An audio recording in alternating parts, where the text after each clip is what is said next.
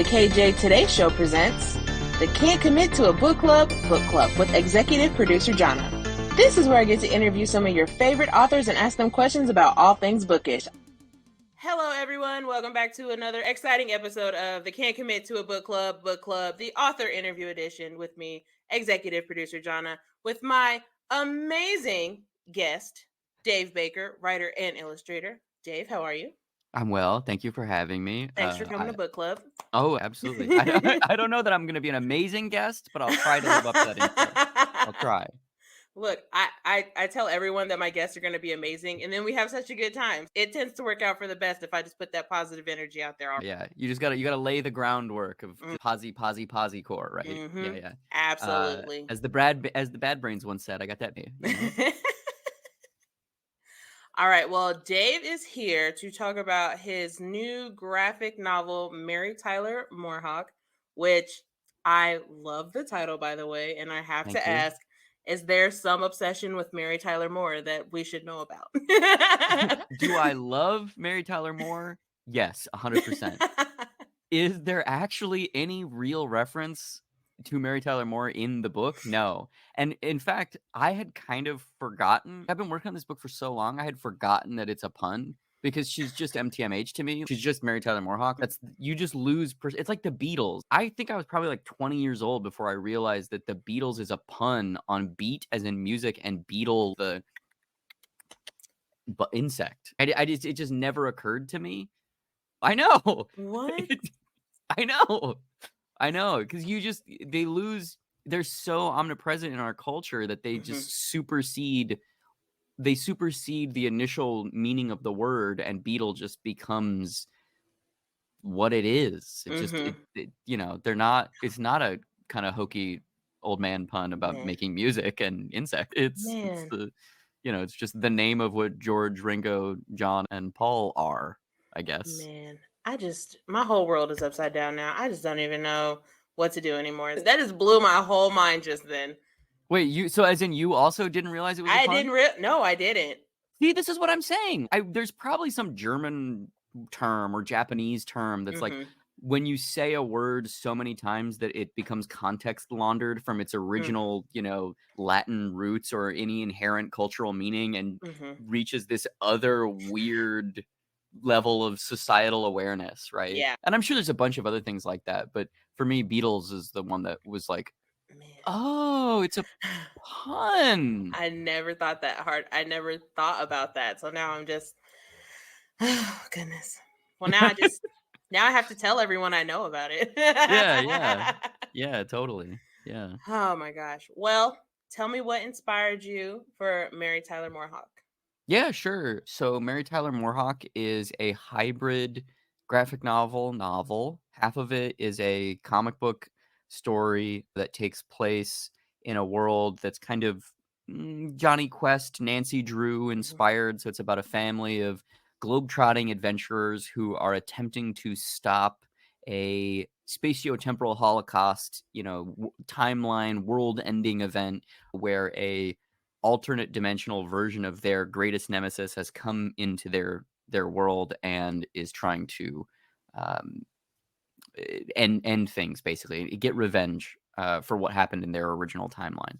And so we follow this family of globetrotting adventurers who are kind of in the model of the Tom Swift Jr. family or Johnny Quest, and the eponymous or titular character, Mary Tyler MooreHawk, is the kind of principal protagonist of that group. It's her adoptive brother, Cutie Boy, who's a robot who gets stronger every time you compliment him, her stepmother, and the government-assigned agent that's kind of in the Race Bannon archetype named Roxy Racer, as they're attempting to stop this, near Armageddon level threat. So that's half the book. And then the other half of the book is a novel that takes place 100 years in the future, following a journalist also named Dave Baker, who's obsessed with a TV show that was adapted from the comics that were created by me in the present. And he's heard rumors that there may be a significant amount of other issues of the comics that have never seen publication, and that there's this kind of reclusive Ditkoian version of me in the distant future who's somehow still alive, and he's kind of going on this journalistic quest to try and track me down and see, am I dead? Am I alive? Do these comics exist? What is the story behind why the show got canceled? And as you read both stories, they start to kind of intersect and weave and wax and wane, and they kind of interact in a surprising way. And specifically, the prose sections they're like magazine articles from a zine called Physicalist Today, because in the distant future, physical objects have been outlawed, and all kind of the collecting subculture or nerd subcultures have kind of gone underground. And so this journalist finds the original, he becomes originally exposed to these comics through these kind of physicalist swap meet, black market, underground kind of, weird basement conventions where he and his uncle go, and they're like digging through, oh my God, here's a weird issue of this thing. We got to keep it and then hide it under, in a vault in our like 1-bedroom apartment so the government doesn't know we have these weird things from the distant past. And I have to say too that there's a lot of photography and graphic design involved in those sections. And all of the photography was done by my friend David Catalano, who's an amazing photographer. And all the design stuff was done by my friend Mike Lopez. And they helped me bring this thing to life. And the book would not be what it is without them. And I consider them my stalwart collaborators on this weirdo art project. Honestly, I thought you were going to say that there was another person named Dave on your team, because there's you know Dave, what? and then there's David. Here's the thing. We almost did that. Because at first, my friend David Catalano, he also makes music, and he was thinking about using his music pseudonym as the photography pseudonym. And then he was thinking about maybe we make a different character who is the photographer, who's a character in the book. And I was like, if we do that, we got to name him Dave Baker, right? He's like, man, I don't want to have my photography attributed to you. And I was like, yeah, that's true. Yeah, we don't want to do that. So then we kind of went back and forth if we were going to have it be a different pseudonym or not, or where it was going to go. And then ultimately we ended up just deciding, the book has a lot of kayfabe, and there's a lot of commentary around, the cult of persona of an artist and kind of cultivating a following through kayfabe personas and projecting a larger than life image and low-key lying to people. And the idea that his work would be obfuscated in that process was something that commentary-wise is interesting to me, but logistically I don't want to do to my fucking friends. There was some back and forth of like, where does the line that we want to kind of straddle here? How do we want to handle this? Yeah, you're just like, it's me, Dave, and then it's other David, and I was like, oh, this last person's definitely going to be named Dave, and you're like, no, Yeah. Michael. And I'm like, oh man, 3 Daves in a graphic novel, come on, man. I know. I mean, all the comics sections are like, it's that joke where it's written by me, drawn by me. Yeah.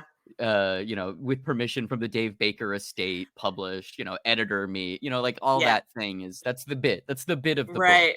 Which I thought it was hilarious, because you're like, at the beginning, it's like this whole like intro, and it's Dave Baker, and I'm like, I was a little confused at first, because I was like, is this not part of it? Yeah. Or is this, I had to read it a couple times to be like, oh wait, okay, I got it. I'm understanding what's going on here. That's a part of the piece, especially today, where so much of attempting to be successful as an artist, whether that be commercially or critically, is about constructing a framework and a permission structure for attracting like-minded individuals, and also cultivating an online persona that shields parts of yourself from the public that are less desirable. That's just a piece of the thing, right? That is and is the book self-indulgent? Yes, but that's the idea, right? That's the joke of the thing. Yeah, once I got to it, and then I realized that the Physicalist Today was part of the plot. Right. I was like, okay. I got it now. I'm picking up what Dave's putting down. I got it. Yeah. I mean, it's super interesting. I love Cutie Boy and the fact that he gets stronger when people compliment him, because I'm like, if that just isn't like life in general, because like, how great do you feel when someone's like, you look really nice today? You're like, oh, thank you. Oh my gosh. You just think about that all day long. Yeah, I think that there's, it's interesting. I think it works on a couple different levels, or rather, people interface with it on a couple different levels. I think there's just an immediate, because it's easier to see the character designs and to understand, oh, look, MTMH has these big kind of large afro palm, like almost Mickey Mouse ear things. And oh, that's appealing because humans are genetically attracted to circles because they remind us of our young, which is why, so many small characters and animated characters in media are shaped like a circle because we just have a genetic predisposition to enjoy circles. That's welcome to animation design, right? Yeah. That's another reason why, like, this is a little bit less of a cool example, but it's another reason why Avatar, all of the Na'vi characters are drawn with or animated with extra large eyes because A, they're circular, we're attracted to that, and B, humans are predisposed to like things with larger eyes because it reminds us of our young, and we have a instinct to rear, them, and we're drawn to them. Yeah. And so, like, some of those concept design ideas were interlaced in the book, and that specifically, like, Cutie Boy's head is like twice the size of his body, like he's got a giant fucking head. Partly to be, referential to things like R2D2 or Astro Boy, or, these kind of retro nostalgic pieces of pop culture that I like, but also partly to mimic that thing of we're all drawn to circles and we all want to take care of our young so that we can continue propagating the species. So that's why that shape exists so much in our culture. And I think you can tell when you're reading the book what characters I really like drawing and what characters are there because I need to draw those characters to make the story work. And that's not to say I don't love them. I love all the characters. But there's some where it's very apparent, oh, you really, like, your wrist likes making this shape, and you put them in scenes when maybe they don't even need to be in the scene because you just like drawing this character, Oh, can you spot the character that I like the most in every single scene? Oh, it's that one right there. It's like, where's totally. Waldo? Yeah, totally. Yeah, totally. Yeah. That's awesome. I have TBH, I haven't finished it yet.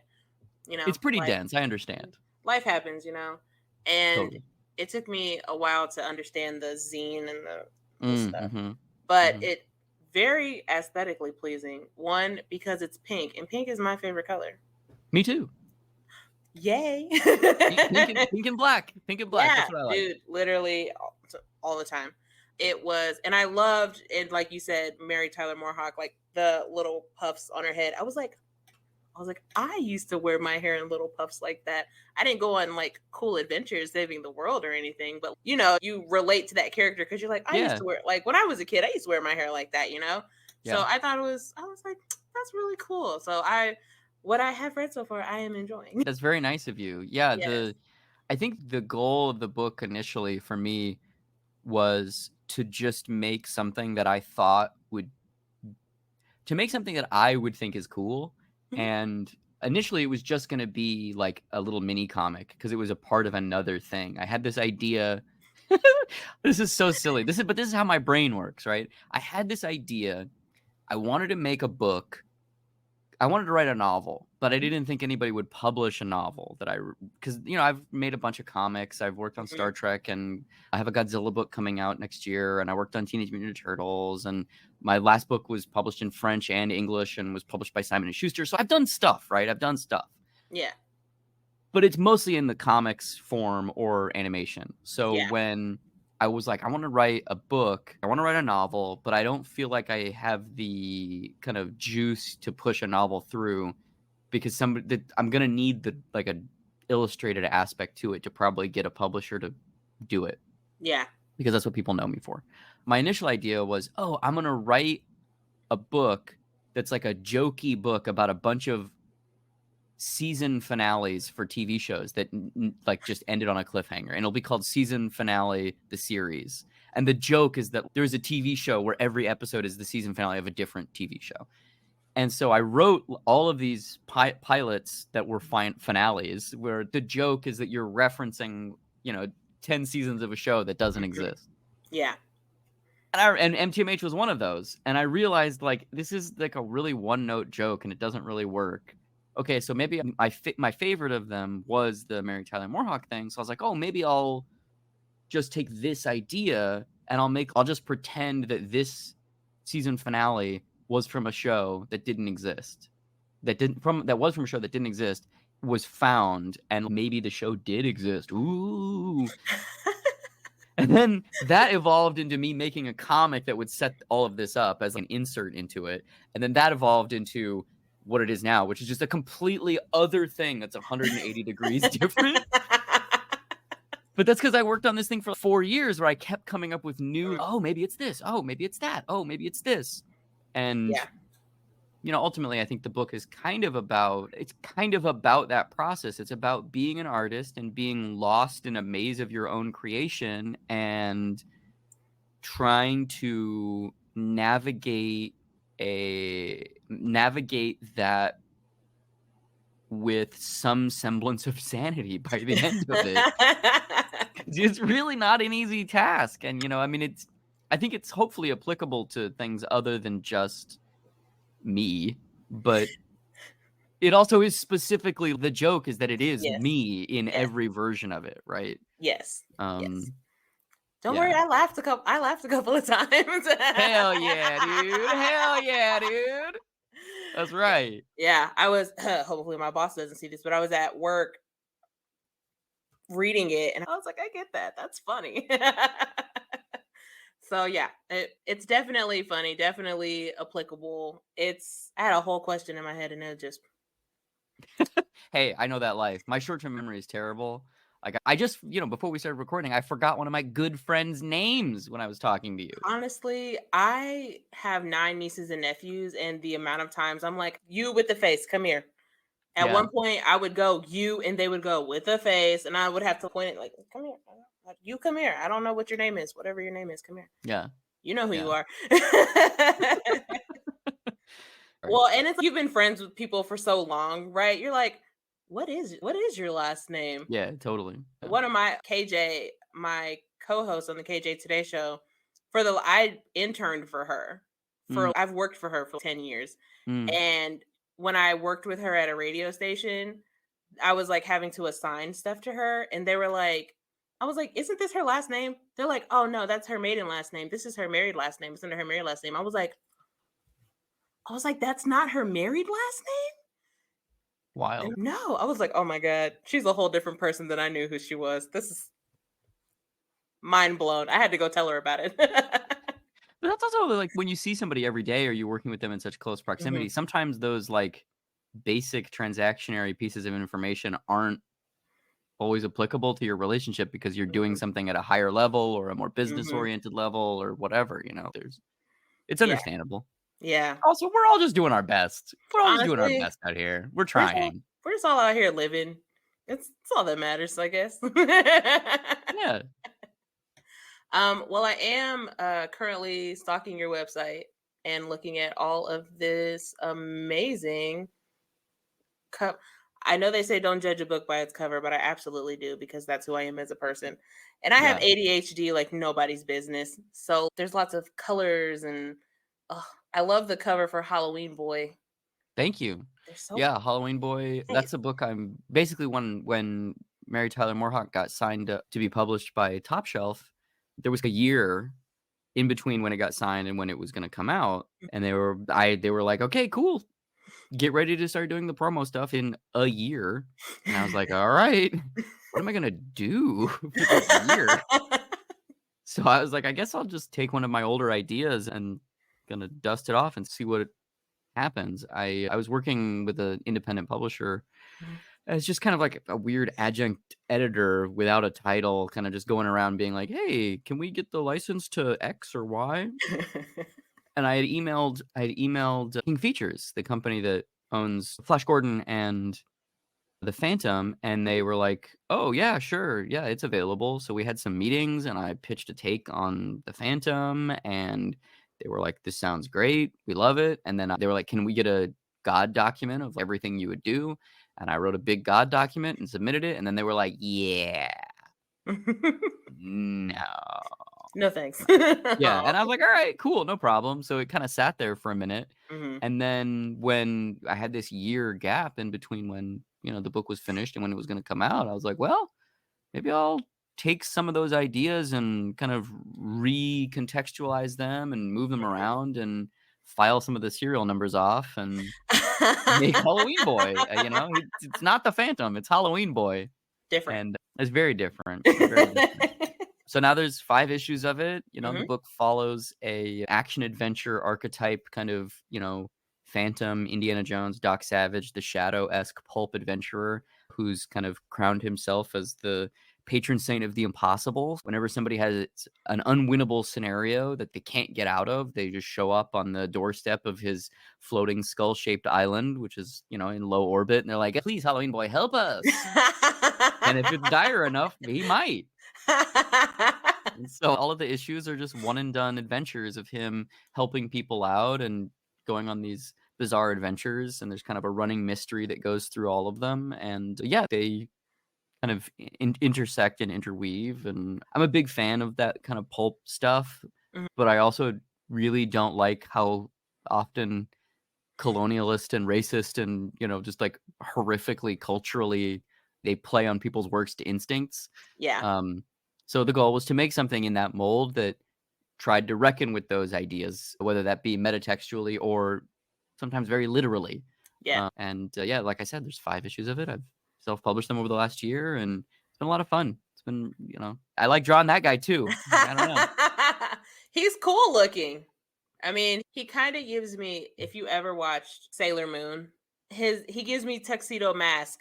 Right oh, yeah, sure. Yeah, he absolutely does. And then all of this pink, I can definitely tell pink's your favorite color because there's so much of it. Yeah. And I love it. And I will say that my favorite title is and KJ, you can't be mad at me about this because this is the title of the group. It's called The Fuck Off Squad. Yeah. Please tell me about them. And am I gonna love them as much as I think I am? Yeah. So the Fuck Off Squad book is a graphic novel that's a coming-of-age romance comic about skater kids in Los Angeles. It's published by Silver Sprocket, illustrated and co-created with Nicole Gu of Shadow of the Batgirl and a bunch of other books, fame, and written by me. And it follows 3 friends who are skaters in the LA kind of punk scene. And it's all about navigating the gap between being a teenager and being an adult and sorting out how you live in Los Angeles, because it's easier feat said than done here specifically. It's kind of a slice of life dramedy, and yeah, it's very near and dear to me. Nicole and I worked on that book for probably about 2 years, and we self-published all of the individual issues, and then it got picked up by Silver Sprocket and put out. And a little while ago, it was optioned to be a TV show, which was really fun. Yeah, we'll see. Currently, the rights are back with us, so it didn't pan out on that round, but you never know. And yeah, the things I make are kind of in 2 buckets. There's the stuff I draw, which tends to be more genre oriented and tends to be a little bit more contextualizing tropes. And, I love David Foster Wallace and Mark Danielewski and Jonathan Lethem and these kind of like 90s new wave proto-literary people. So it tends to be a lot of that stuff mixed with lowbrow. And then they punch each other.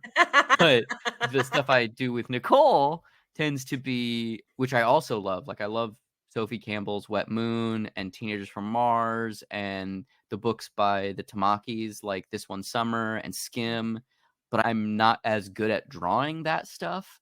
And Nicole and I make a lot of kind of slice of life, sad teenagers kissing and crying books, which, Those are the best kinds of books. Yeah, both buckets deeply autobiographical, I would say. They say all art is autobiographical, some more than others. You're like, I basically wrote about myself, but it's fine. It's fine. It's fine. There's definitely not a theme of eating cheeseburgers and crying in public. It's fine. It's fine. Eating and crying in public? Who would do such a thing? Who would do such a thing? That's disgusting. Don't bring that emotional vulnerability here. Emotions? Ew. Go to me as I'm in therapy, but it's fine. Yeah, no shit, right? Right. Literally. Yep. Yeah. And in all honesty, yesterday when we were supposed to be doing this, the reason that I had to reschedule for today was because I had therapy at the same time. I'm Okay. good. That's good. I'm glad. Okay, but news is I didn't actually go to therapy because my little alert didn't go off to remind me that I had therapy at 7 o'clock. And and I'm an old lady, so I was watching an episode of Magnum PI, and I love Tom Selleck. I'm sorry. Okay. Dude. I Yeah, I can't throw a stone. was He watching. has a great mustache. It's the best mustache. I will only accept a man. I will only accept Tom Selleck and Sam Elliott as men with mustaches. Yeah. Yeah, Yeah. but I was watching Tom Are you a Selleck and fan his of Quigley mustache. Down Under, the quintessential Tom Selleck Western that takes place in Australia? Because that's a real good mustache on Tom Selleck in that movie. Never seen it.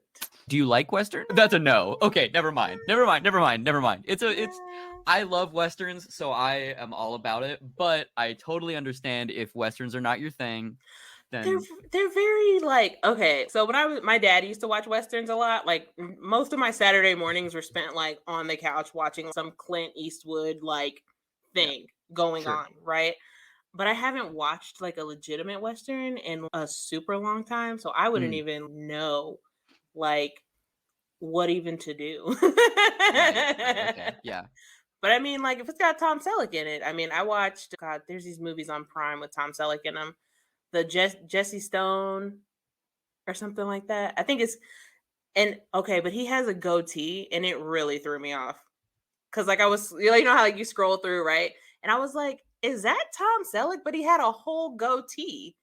I was Nah. like, I was like, That's that's like not. that's was it Blue Bloods or one of those cop shows where he didn't have a mustache and it was like, what is going on here? Who He is does. this? He does have a mustache in Blue Bloods, but I mean, there could be a season where he didn't have a mustache when he was in Friends for a couple seasons. I Oh, okay, remember maybe that. that's what I'm thinking of. Yeah. I know. I remember when he came on Friends and he didn't have a mustache. I was like, the audacity you have to show up on my screen without a mustache right now, sir. Yeah. Yeah. How dare you Well, be if such you're a in the thing? mood for more Tom Selleck, Look, I'm that getting a pen right now. yeah, Quigley Down Under is a very Alan Rickman plays the villain. Love Alan Rickman. Don't we all? Um, yeah. Wiggling down under. Look, I wrote it down. I'm You gonna see wrote if it I can. down. You wrote I it did. down. It's right here. It's It's right right here. there. I You can't can't. deny it. You can't. Look, there it is. Yeah, Quigley Look, Down Under. my Yeah. bad Mhm. handwriting. So sorry. I'm left-handed. I have bad Yeah. handwriting. Yeah. So I do love me some Tom Selleck. So yeah, I miss therapy because Tom Selleck's mustache hypnotized me. Let's chat about Deep Cuts podcast. Yeah, sure. What? I do a deep dive explainer podcast called Deep Cuts with my friend Andrew Price. Mhm. It's a podcast we've been doing for about 2-3 years. There's about 175 episodes, and we take it way too seriously. We did the season 1 finale is a full musical episode with 12 original songs that we both sang and Andrew wrote. It's all about the history of Napster and how Napster ruined the music industry. We did an episode all about my favorite movie, Buckaroo Banzai, and how the movie is basically like a spiritual sequel to a franchise that never existed.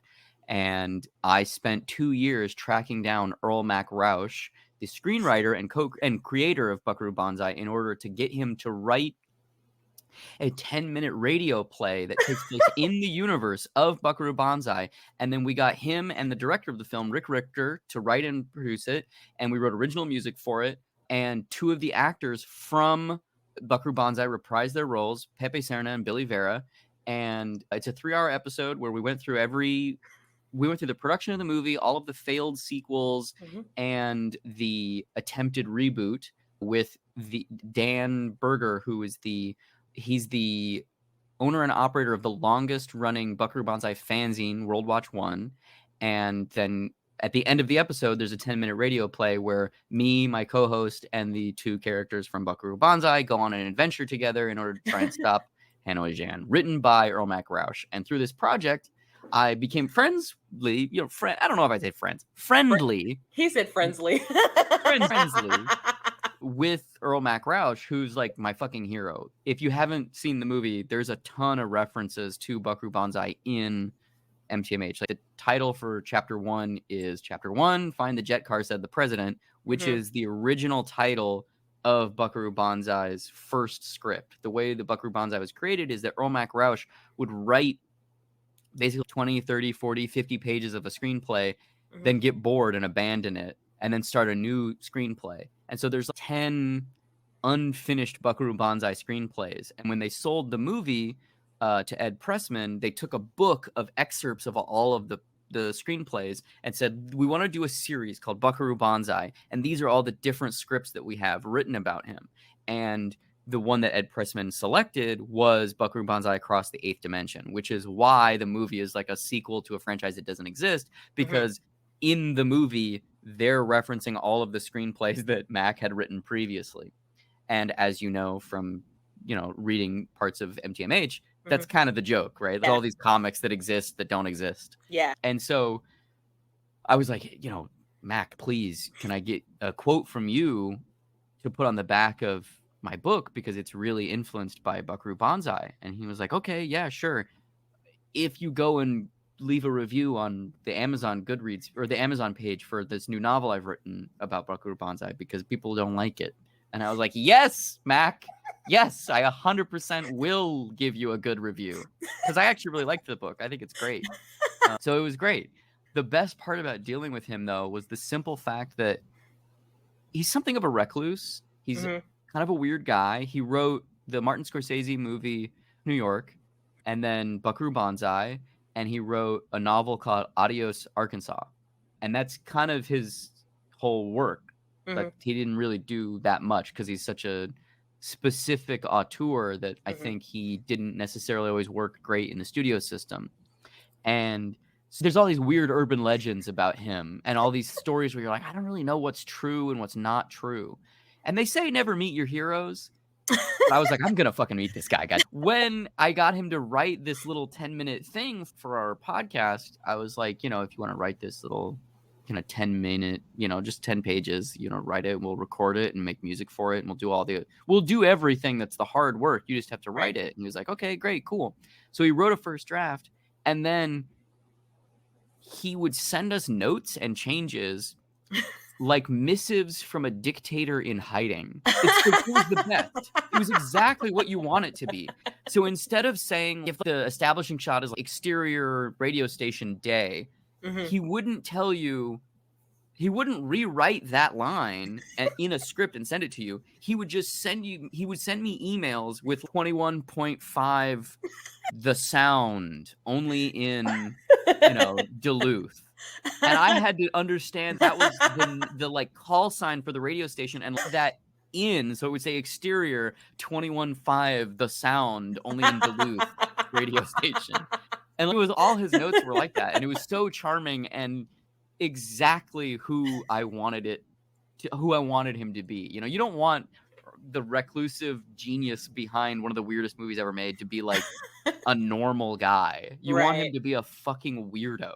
And he was, in the best, most kind way. I have nothing but good things to say about him. To make a long story short, those are 2 of the episodes, and there's 175, and we put a lot of work into it, and it's a ton of effort, and probably more effort than it's worth, frankly. I also have a podcast, so I completely understand. Yeah. Ours is like fully scripted, and there's like I said, original music written for it, and it's too much. It's too much. It's too much. It's never too much if it's something that you care about. Yeah. Well, that waxes and wanes. Sometimes I'm like, I love this is the best artistic outlet, and sometimes I'm like, why am I doing this to myself? I feel like that's just any day, Yeah. That was basically the process of making Mary Tyler MooreHawk too, where it's like, fuck me, what am I doing? Also, I think this is pretty good. And then this might be terrible. I think this is terrible. Yeah, you like go through those days where you're like, God, what am I even writing? And then you're like, damn, I did that. Yeah, totally. Yeah. You do that parent thing where you're like, God, I'm so proud of this, but oh my God, it's terrible. Yep. Yeah, pretty much. I get it. I've been there. Something I like to ask, excuse me. Something I like to ask authors, and since you're also a illustrator, was there ever a time while you were writing Mary Tyler MooreHawk where your characters in your head, they were doing something completely different than what they were doing on the page? Like they just took over whatever it was, and they just were doing their own thing, not what you thought that they were going to be doing. I mean, I feel like that's kind of the whole book, right? I mean, I told you the process of, it started out as a weird thing about like TV show that was just series finales, and then it turned into this, I think I think the process of making the book was simultaneously the most rewarding and the most difficult thing I've ever done. And the fact now that it is, poised to come out, it comes out February 13th. Day before I'm Valentine's Day. Yeah, exactly. It's very rewarding to me. The process of making it was very difficult, specifically because I had to reinvent the way I was doing things. Previously, I would make books by a typical way you make a comic, which is, you do layouts and then you make fully finished penciled drawings, and you trace all those in ink, then you scan it in and letter it in Illustrator or Photoshop. And it took 2 or 3 years to make the previous book that I worked on, and I was like, this takes too fucking long. I want to fucking do this. And so I was like, maybe I can just make a comic that's like a pencil comic. And so I figured out over the course of making it the process of drawing in red architectural pencil and then drawing finished lines in pencils and then pulling it into Photoshop, taking out the red and having that be the finished piece of art.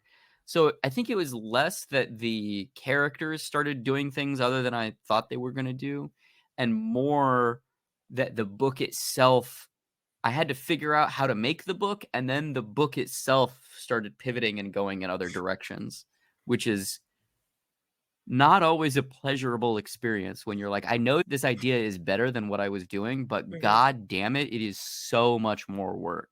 Yeah. I mean, especially when you're also illustrating it. Yeah, totally. Yeah. And illustrating it on 9-panel grids too. Oof. So, Halloween Boy is all done on 6-panel grids, which means there's a full 1/3 less drawing that needs to be done than in MTMH. You're just making it hard on yourself, man. Dude, for real. Yeah, for real. For real. Yes. But also here's the thing is I'm a sucker for a rubric. I'm a sucker for a call to arms that is fueled by attempt. And as soon as I realized, 9-panel grids were what was popular when the heyday of these retro science fiction comics were being consumed on a mass media scale. There's 9 chapters in the book. The grids are all 9-panel grids. He doesn't really do 8 or 7 or 6-panel grids. Every once in a while, he'll do a weird 4 where it's that. I hate them though. They're ugly where it's really long panels and then really long panels bisected. I personally don't like those, but 9-panel grids are like Excalibur to me. I think that they are perfect. And I think they're also a perfect example of the strength of comics to adapt. Because the only reason why comics are drawn at 10.65, 6.74, or whatever the actual dimensions are, is because a guy in 1938 took a fucking broadsheet, folded it in half, and then folded it in half again. And he was like, I guess we'll do this dimension. That's so weird. Like, there's no rhyme or reason to it other than a guy saw that and was just like, sure. And granted, that guy was the guy who's a lot of people credit with creating the medium. Charlie Gaines, who is the father of Matt Gaines, the guy who would eventually publish EC Comics and redefine what comics are in North America.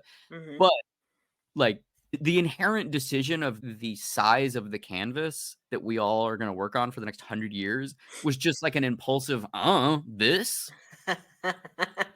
And then everybody's adapted to it and figured out that you can make a 9-panel grid off of that dimension, which is really interesting to me, especially because humans are binocular. We like things that are landscape, not horizontal, because we're predators and our eyes are in front, not vertical or on the sides of our head. And so like the 9-panel grid is perfect because it transforms a vertical plane into 3 horizontal planes, which is really cool to me. I don't think most people think it's cool, but to me, I'm like, this is awesome. Look at the formal inventiveness here. Which is a very long-winded question to answer for the question that you asked. I apologize. This is what happens, man. That's okay. Going and I'll start talking about random bullshit. That's okay. I just love how excited you were that you had 9 panels. Yeah, man. I mean, this is the, I think this is, look, I think being an artist is attempting to find the joy in the mundanity and pain of creation because frankly, most of it fucking sucks. But if you find ways of enjoying that process and if you can Mhm. find ways of taking that blood from the goddamn stone, Mhm. that's when magic happens and that's when you can make things like you're talking about of the characters do things that you would never anticipate because of the Mhm. natural inertia of the process of creating a fictional world. Mhm. And, for me, like, the goal was to try and make something that doesn't exist. Yeah. I cannot tell you how many rejection letters I got for this book. It got rejected everywhere, everywhere. No. And, that wasn't a good feeling. Right. And part of it was like, I'm not going to listen to this. I know this is cool. I'm going to keep pushing. Yeah. And another part of it is at a certain point, you're just like, have I wasted 3 years of my goddamn life? 4 years of my what am I doing? Mhm. And last week, this is going to be a little bit of a humble brag, but I genuinely mean this in a humble way. So emphasis on the humble, not the brag, but we're going to go for it. Got it. So last week, Publishers Weekly gave Mary Tyler MooreHawk a starred review. And if you don't know what that is, like Publishers Weekly is a big traditional book market organism, and they have 20,000 books submitted to them every year, and they review about 500 of them, and they don't review anything they don't like. So if you get a review, it's a huge deal. And then an even smaller percentage of that gets what is called a starred review, where the review has a red star next to the title. And it means that it's a truly exceptional piece of work, which to me, after almost half a decade of Mhm. thinking this is going to be cool and nobody else getting it, to receive that review and a starred review at that was so fucking vindicating. Like there are no words for how you try and divorce yourself of the Mhm. outcome. You say you're an artist. The whole point is to create work, and that in and of itself is the success. Yeah. Anything that happens after that is not applicable to me. If people like it, amazing. If people hate it, oh well. I Right. did my best. Mhm. But specifically for this book, man, it's been a hell of a journey. And to get that accolade, I just feel so incredibly humbled and so thankful and so just shocked. I literally was sitting there shaking. I cannot believe that this is the world I live in. I'm gonna get struck by lightning. God won't let me be happy right now. There's no way.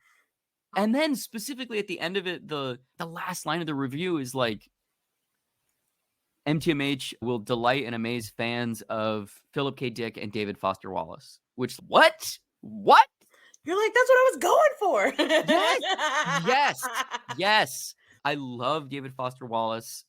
The year of the depends adult undergarment is like the funniest fucking sentence in the history of mankind to me. And I think about it constantly. And I love Infinite Jest. I love Consider the Lobster. I love A Supposedly Fun Thing I'll Never Do Again. There are multiple references to him in the book. There are also like one of the chapter titles is Every Love Story is a Ghost Story, which is a thing he wrote in a letter to one of his ex-girlfriends, and also the title of his biography written by D.T. Max. And I love that he was a flawed person who really took the craft super seriously. Was Mhm. he pretentious? Yeah. But guess what? So am I. So it's fine. Fuck it. Whatever.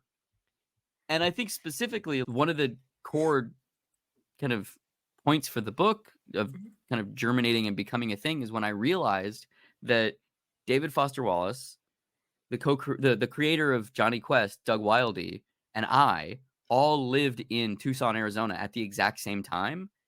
And I was like, look, I'm not David Foster Wallace or Doug Wildey, okay? They're titans. I'm like a guy.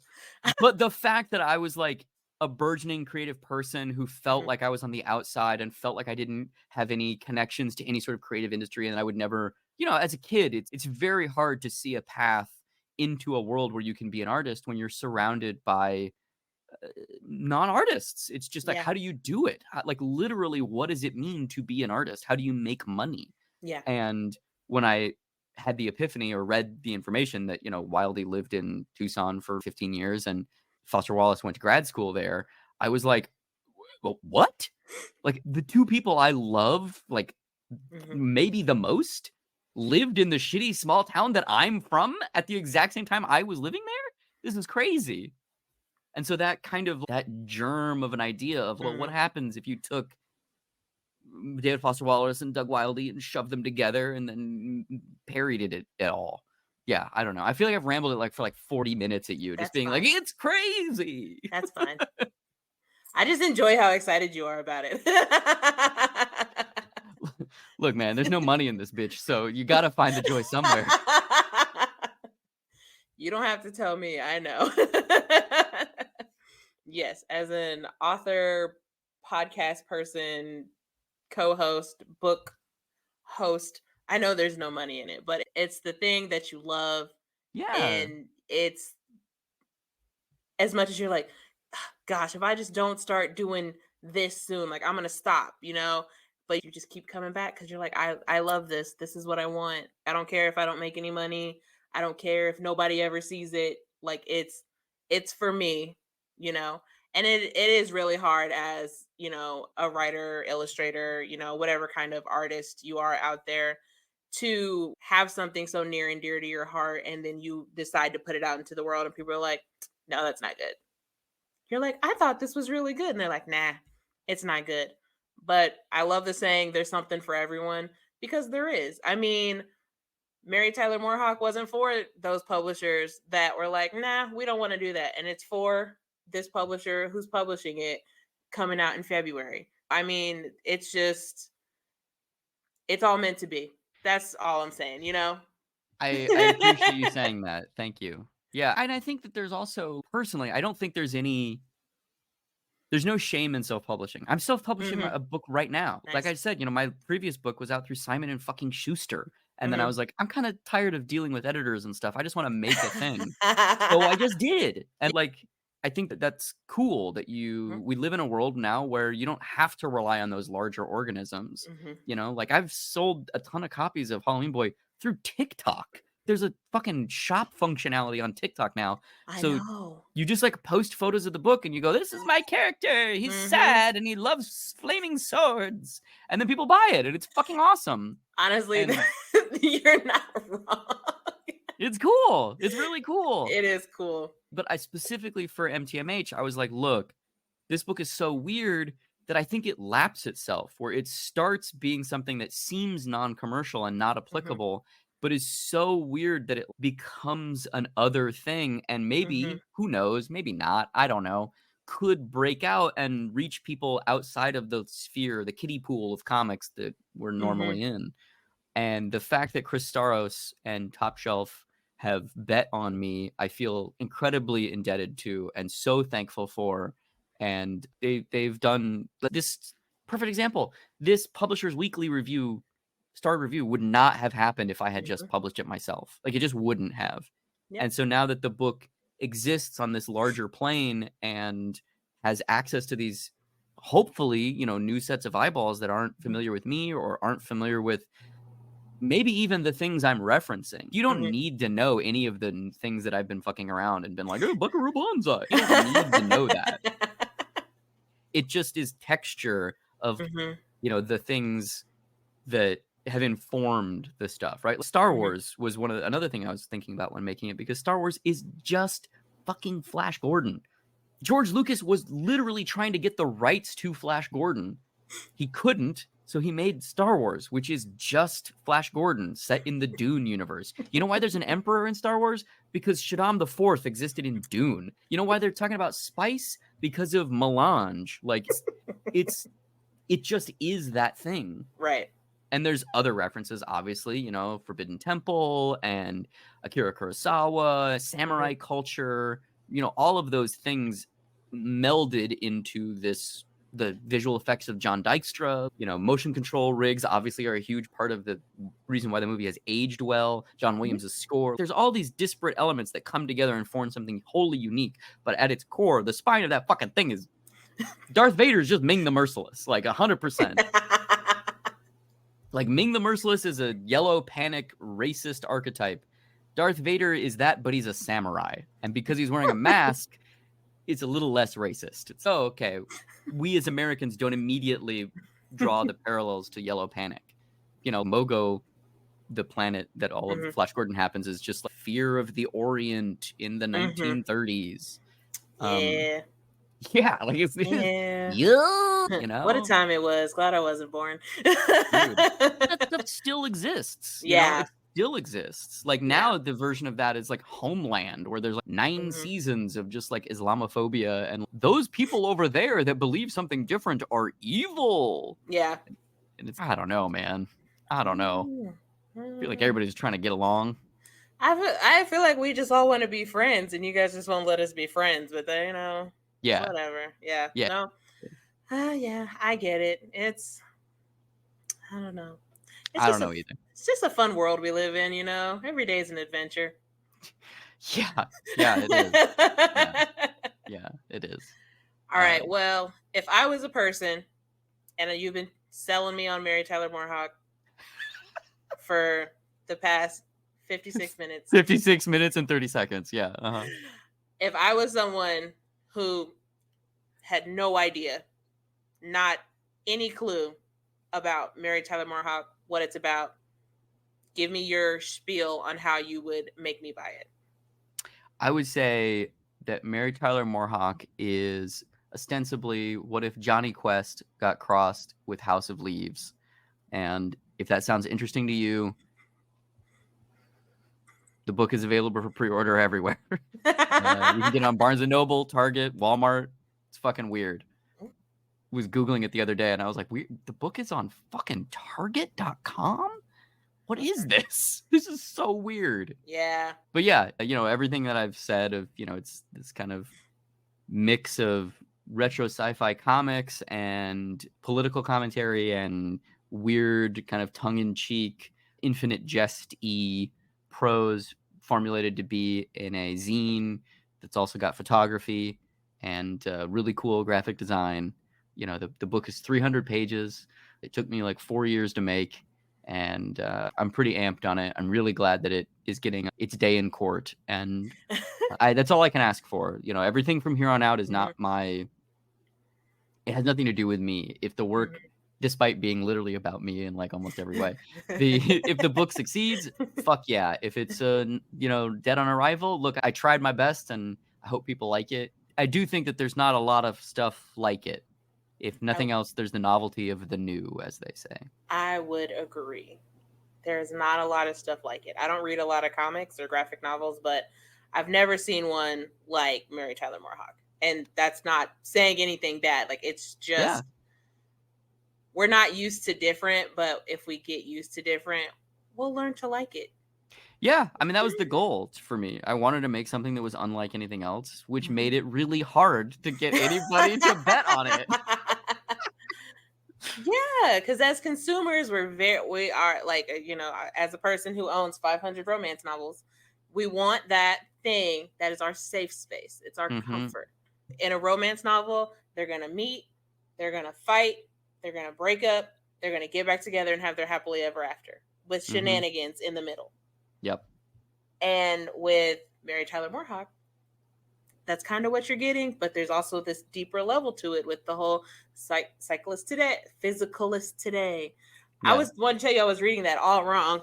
I was definitely not getting the physicalist. I was definitely reading cyclist. You're just like, when are the bicycles going to show up? I'm really honestly waiting for the bicycles. That's true. Because I was like, cyclist today? Why are we talking about bikes? This doesn't seem like it has anything to do with the comic. Yeah. You're in that whole section with Larry, the boy with werewolf arms, and you're like, what the fuck is this? When are the bicycles gonna show up? I'm like, why are we still in a cave? Why aren't you guys riding bikes? I don't understand. Yeah, I don't understand. What is this? So yeah, as you can tell, I'm great at reading.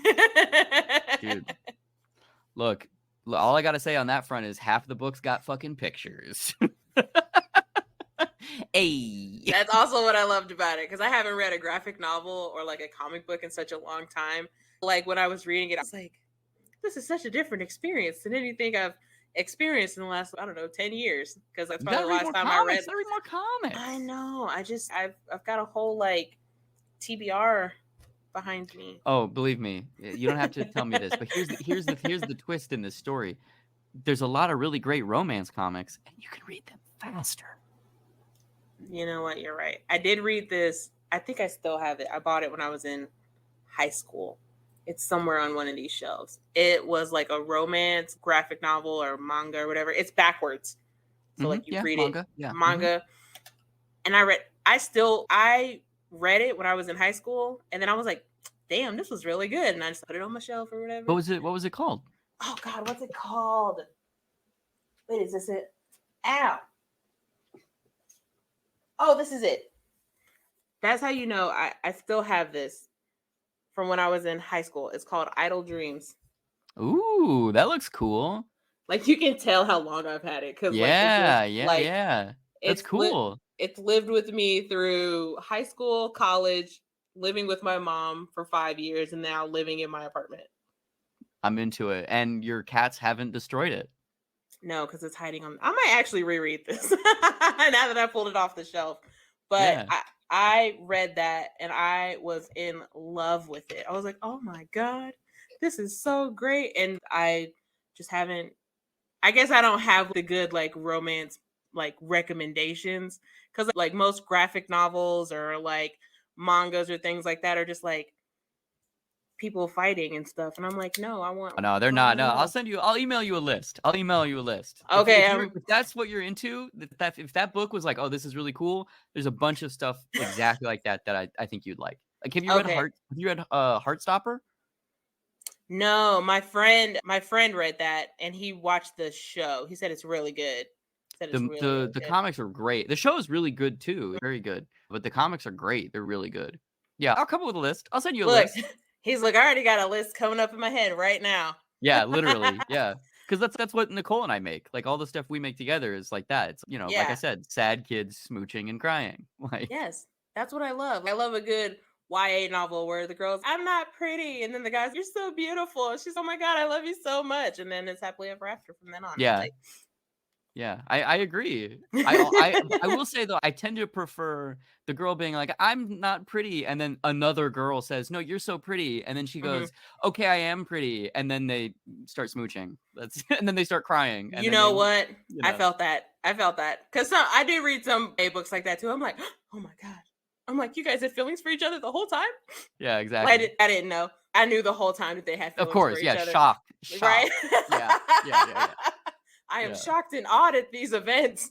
Yeah, one of the books I mentioned previously, Wet Moon by Sophie Campbell, is like a 6-book graphic novel series about a bunch of girls that all attend a art school in Rhode Island, and it's all about kind of their dating lives and their professional struggles, but mostly their dating lives, and they're trying to get their shit together. And yeah, the main character is named Cleo Lovedrop, and she's kind of a sad plus size goth girl, and I love her. I love Cleo. And then the romantic love interest is named Trilby, and she's she has a Borg tattoo on her arm, and I remember reading that for the first time and being like, oh my God, you have a Borg tattoo. Oh my God. Yeah, I ship them. Spoiler alert, they do end up smooching, so it's okay. Yeah, I know. But yeah, I feel like if this is the stuff you're into, I feel like Wet Moon would be up your alley. Okay. Look, I wrote it down on my little post-it note. This is apparently we've just been recommending things today. This is less a podcast about my books and more just like, bro, let's just talk about books. You like books? I love books. As you can see, I love books. My Kindle is stuffed with them. I even had a man randomly at Target recommend me a book that I bought. Oh, what did you recommend? It's right back here. It's called Napoleon and the Quest for Josephine's Heart. LMAO. No. It's called All the Light We Cannot See. Oh, I don't know that book. All the Light We Cannot See. It's a Netflix series or movie or something like that. Oh, and this guy just like randomly started chatting me up in the Target. It was during Black Friday, so they were doing buy 2 get 1 free. And so I was like looking for another book to buy, and it was just me and him in the book aisle. And he was like, oh, you like books? And I was like, oh God, this man's going to talk to me, isn't he? So then he was talking to me about books, and he's like, you should read this and you should read this. And I'm like, bro, I don't know how to tell you that I read smutty romance novels. I don't know how to politely say that. Yeah. So then he recommended me that book, and I actually read the back of it, and I was like, this seems like it'll probably be pretty good. So I bought You're it. like, there's almost enough doinking in this to make me happy. But I honestly don't even know if there's any smut in that book at all. There probably isn't, but I'm like, oh, it's on the show. It's in my little book app. I'll read it eventually. it's funny, every year at San Diego Comic-Con, we have the same booth. Nicole and I have the same booth, my partner I mentioned previously. And right next to us is a romance novelist mother and son team where she was, I guess, look, I like romance comics. I don't know that much about romance novels and the like bodice ripper genre specifically, but that's apparently that's what she wrote and has been writing for forever. And Oh, she's that's like very famous. classic. That's classic Fabio cover. Oh, type 100%, stuff. 100%. Love And it. so every year they show up and they table next to us and they have this big booth right next to ours. We have a big booth and it's cool where they're super nice. Her son, who's also a romance novelist as well, we pal around, talk about the industry and, compare notes of this is how terrible comics is. Or this is how terrible romance novels is. And, just that kind of thing. It's very fun. It's very fun. And it's so interesting to see the people that come up because the comic book audience, or even just the general population that comes to comics conventions, is a very specific type of person usually, right?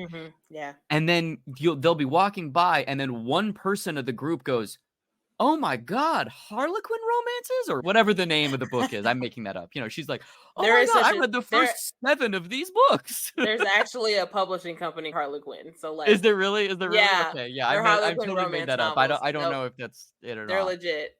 They're Okay. legit Harlequin romance novel. But it's so cute to see them interact with both her and her son, and it's like a whole family affair. Like the son's wife helps run the table, and they're there, and it's all like this family affair of like romance novelists, which is so fascinating to me. It's super cool. And like he goes, I didn't know. The interesting thing is that the comics industry is very convention oriented. There's 25 or so conventions all over the country, and everybody kind of goes around, right? Yeah. And so you see the same people. It's kind of like a circus. It's just, these are the carnies every year. Yeah. And the thing I didn't know is that the romance industry is kind of the same way, where they have these big writers retreats and romance conventions where people come and talk to the novelists, and like you go there in the same way of, I'm self-publishing my comic, I'm gonna go do the convention circuit. They do that same thing in romance, which is so fascinating. I was like, this is amazing. Can we get a show all about the inner workings of the romance novel industry? And that's all I want. That's all. Like, it sounds so cool. I would look, if you know anybody who would want that to happen, I will gladly host, edit, produce, whatever needs to be done. I will do that. I will travel all over this country for that. I love romance novels. I have since I was like in the 8th grade when I read my very first one that my older sister gave me that I actually got taken away from me by my dad. He like caught me reading it and he was like, "What is this?" And he took it from me. I took it back though. What was the first book? What was the first book? It's called, I can't tell you who the author is, and I've looked it up 5 million times. It's called Remembrance. And yes, I can't tell you what the author's name is, but I remember sitting and reading that book in my living room, and I was like, this book is good. But I'm like in the 8th grade, right? So I don't need to be reading like some romance book with a couple on the cover that are all like, So my dad's, what are you reading? And I'm like, nothing. I'm reading. It's a book about remembering, Dad. God, Dad. Rest in peace. So he took the book away from me, and then eventually I took it back out of there. Like he had it like on him and my mom's dresser, so I just went in there one night and just swiped it off their dresser and finished it, and then put it back. There's something about that though. There's something about that experience of the first time, because you have to read stuff for class all the time, and you have to that thing. But there's something about finding some sort of genre or chunk of work that you really respond to, where it like opens up a piece of your brain and you're really like in the book, not just reading words, that is just liberating. And I remember people telling me that as a kid of, oh, one day you'll, and I'm like, whatever. Yeah, totally. But there's something about, I remember, I think I was like 13 maybe, and I read Orson Scott Card, Booze, Ender's Game. And it was the same thing where I was just like, I can't, like, oh my God. Yeah. And, Right. you know, his political leanings aside, which we don't support that. We don't ship Right. that. Orson Scott yucky is more like it. But there's something about the process of when you first find that thing and then you read another thing expecting it to have that same, you know, taking you to a higher plane, and it doesn't. And you're like, Yeah. no, I need to find more of the thing, whatever that thing is. Yes. I need to find the thing that's going to give me the dopamine and the serotonin and make my heart go pitter patter, you know? Totally. Like that's totally. Yeah. So it's me and romance books have gone on a long journey. There's some not mysteries, but like thrillery type books in there too. That's thanks to Nancy Drew from when I was a kid. Me too. Me too. What's aunt, your take on Ned? Are you pro Ned or anti Ned? I don't hate Ned. I don't really think he drives anything in the plot. I'm really just there for Nancy. I fucking hate Ned, man. Did you watch the live action? Oh yeah, where they changed Ned's name because they were like, it's too dorky. His name is Ned. We have to change his name. Yeah, with was that Emma Roberts? Oh, you're talking about that one. Oh no, he actually is named Ned in that one. I loved the Emma Roberts one where she's like a woman at a time, and she's like dresses like from the 50s. Yeah, I loved that movie. So good. Oh, you're talking about Nancy Drew, like the CW show. Yeah. I tried to watch that show. Like I tried so hard because I'm like, I love Nancy Drew. Like I would totally watch the show. And I really was like, it was just one of those on in the background shows. Yeah. I think I liked it a little bit more than you because I just knew what it was going to be. It's Riverdale, but with Nancy Drew. But renaming Ned, those little details like that just drive me crazy. Yeah. Like, just call him Ned Nickerson, God damn it! Like it's not that hard. I felt so bad for George. Yeah, George. Yeah, I felt so bad for her. She's just always getting possessed. I'm like, can this girl catch a break? And I think that actress who plays George was in another show or movie that I watched, and she got possessed in that also. I was like, can y'all give her character a different thing? Don't typecast her. Yeah, I mean, I see. This is the delineating factor, right? There's Ned people and George people. I'm a George person. I love George. I'm out here just being like, fuck Ned. Can we just have Nancy and George smooch? I know that it's a platonic friendship, but let's just fucking smooch. And that's like the hard thing too. Like when you are as a romance reader, because you're like, you have the girl and her guy best friend, or the guy and his girl best friend, and you automatically are like, oh, they're totally gonna end up together. But then they're like, no, we're just platonic friends, and the friend's married, and like all this stuff. No, you and your best friend have to be together. Yeah. There's also, have you ever seen the Glenn Larson version? Hardy Boys Nancy Drew Mystery Hour? You ever seen that? No. Oh, dude. If you're into this stuff, you should 100% check it out. It's an hour-long show from 76, 84, somewhere in like late 70s, early 80s. And so that's my prime TV time right there. Totally. And the show is co-created by Glenn Larson, the guy who made Battlestar Galactica. Nice. And who I love. I'm obsessed with him and his weirdo Mormon symbolism that he puts in all those shows. I fucking love it. I love that guy. A manimal, baby. Manimal. Anyway, he gets the job. You know, his career kind of on a little downward turn a little bit, and he gets the job to do Nancy Drew Hardy Boys Mysteries from the Stratemeyer Syndicate. They want to make a fucking TV show, so they do both a Nancy Drew and Hardy Boys show. So every other episode is one or the other. So it's a Frank and Joe Hardy, Nancy Drew, George, and Ned. Nancy Drew, or Frank and Joe Hardy, Nancy Drew, George, and Ned. And so for the first full season, they're just standalone mysteries that are adaptations from the books of the two separate franchises. And then the season 2 opener is a crossover where Frank and Joe have to go hang out with Nancy and solve a Hollywood murder on the set of a Dracula film where it seems like Count Dracula himself is eating people. I love it. And the Dracula is played by Lorne Greene, the guy from fucking Bonanza and Battlestar Galactica. Yeah. It's all coming together here. It's all coming together. Glenn Larson's like, we got to get some celebrity. Who do we know? I don't know. Lorne? Sure. It's just like Adam Sandler. He's got David Spade and Kevin James, like all of those people in his movies all the time. Yes. Yeah. And in fact, actually, if you've seen, you probably don't even remember because it's a bit part, but there's a fortune-telling sequence in the pilot of the new Nancy Drew CW show where they go see a fortune teller and she's talking to Nancy or whatever. That actor, Pamela something, I can't think of her last name. With a Q, I think, maybe? I don't remember. Pamela whatever. She's that fortune teller is the actor who played Nancy Drew in the first 2 seasons of Nancy Drew Hardy Boys Mystery Hour. Wow. Yes. I love her. I'm obsessed with her. And of course, my brain is failing me because I can only come up with so many references in this hour and 17 minutes we've been talking.